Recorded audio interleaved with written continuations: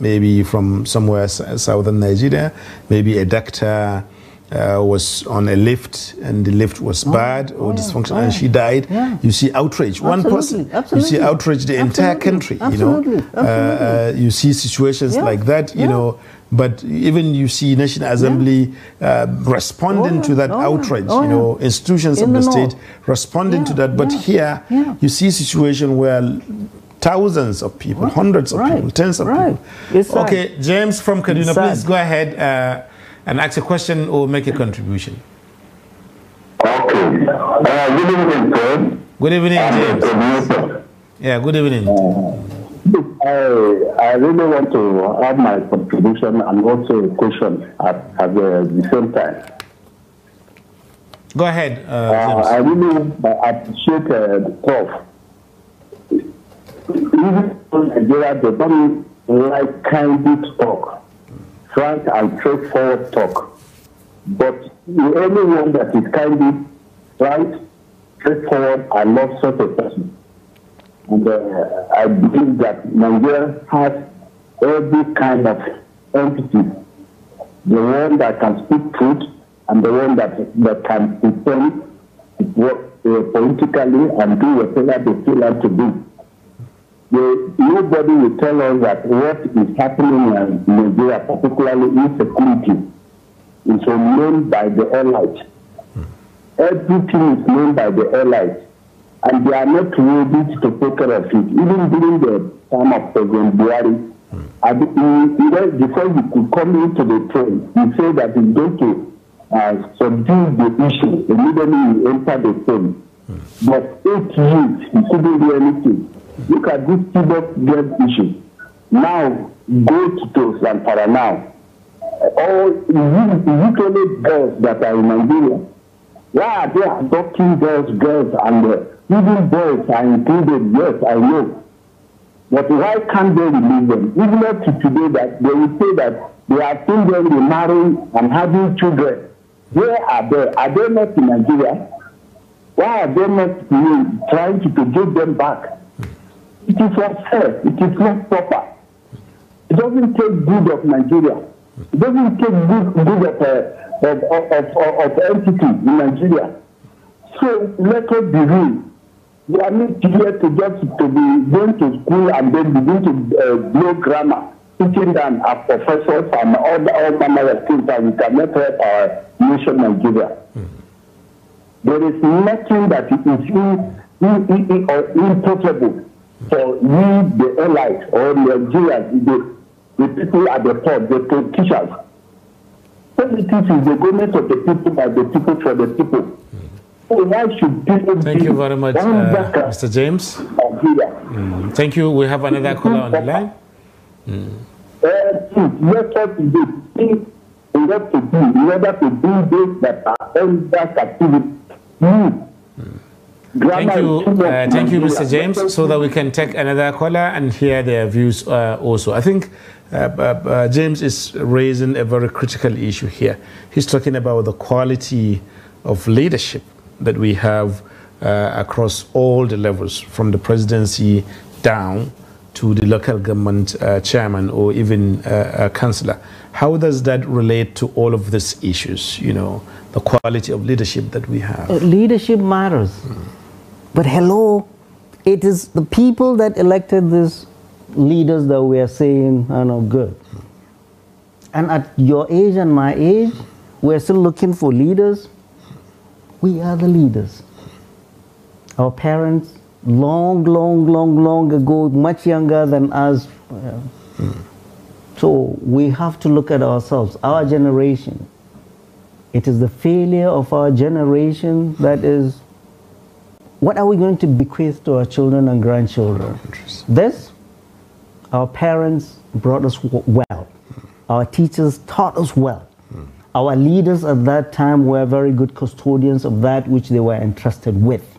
That's why every day after our prayers, we raise our hands and pray for our parents, pray for our teachers, and pray for those leaders that made us today who we were because they invested in us. Our generation, the selfish generation. The same ladder that we climb to be what we are, we just kick that ladder. All the governors, all the ministers. My generation, we went to school. Our parents did not pay a penny. This country has given us a lot more than we've given back. And when we are seeing evil, we are all quiet because we have our children out. It is not our children. But guess what? How many of these ministers, how many of these big people with big black SUVs can go back home? To their villages. With those big SUVs and stay the night or two. You see the woo they're going. You can have all the billions you want.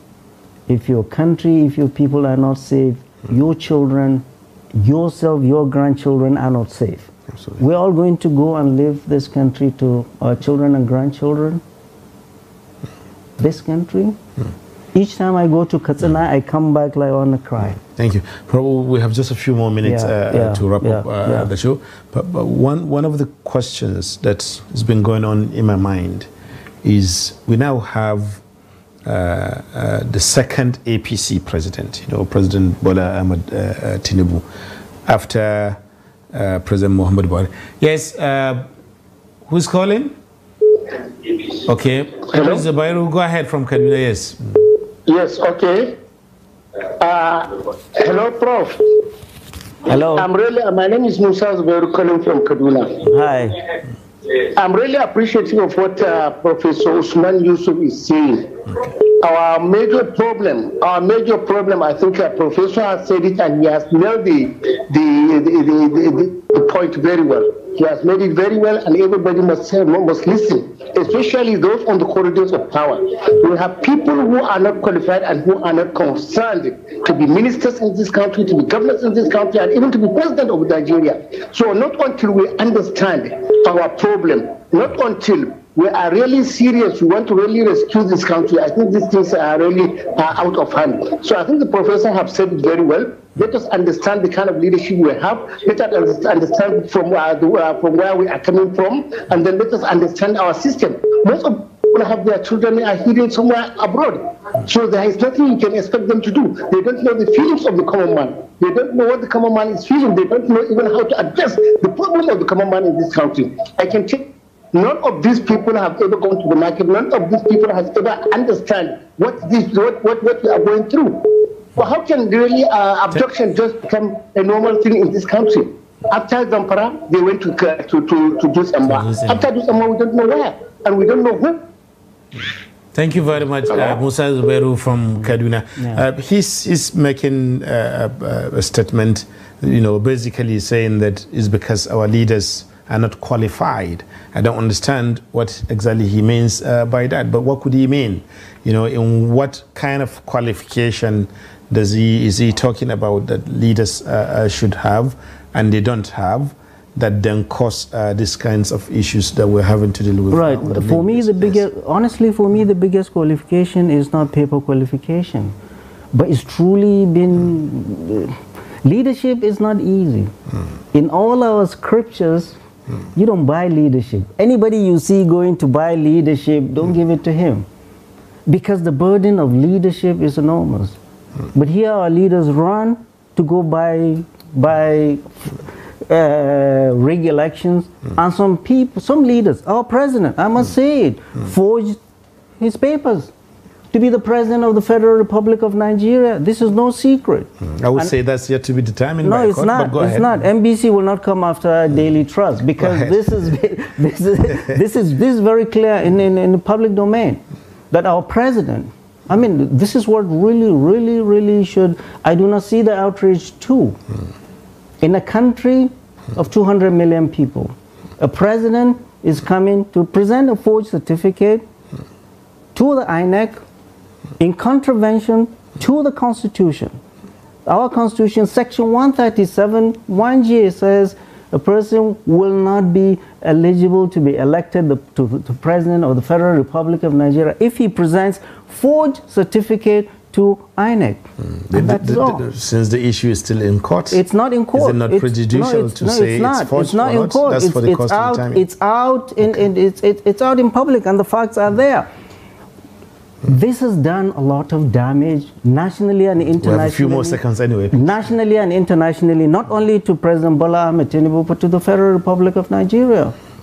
18 nurses in America, Nigerian nurses, are now investigated because of forged certificate. And doctors in the UK too, they now look at Nigerians as forgers. So, if this is proven, Prof, I had to cut you. now if this is proven, this is very serious. This is very serious. This is not beyond Atiku, or this is about Nigeria and the violation of the Constitution of the Federal Republic of Nigeria. And if it is found to be true, I urge Mr. President Bola Ahmed Tinubu to take the path of honor and resign. Failing that, the House of Representatives will start impeachment proceedings on him on Monday. Thank you very much, Prof, for coming on the show today. We hope to have you again on another edition of Sunday Politics. Thank you also, our viewers, for staying with us. Today, we'll be here for you again next week when we meet on another edition of Sunday Politics. But before we go, go with this. Societies grow or stagnate according to the extent to which they respect women, the extent to which they give opportunities for women and girls to grow and flourish. A society that allows women and girls to be taken by force from their homes and from their schools is not serious for progress. A society that allows girls to be uprooted from their homes, to be locked up in somebody else's camp for days and weeks and end, is not ready for 21st century. By raising your voice, by speaking out, you are helping to solve the problem. Thank you. My name is Suleiman Suleiman. Good night.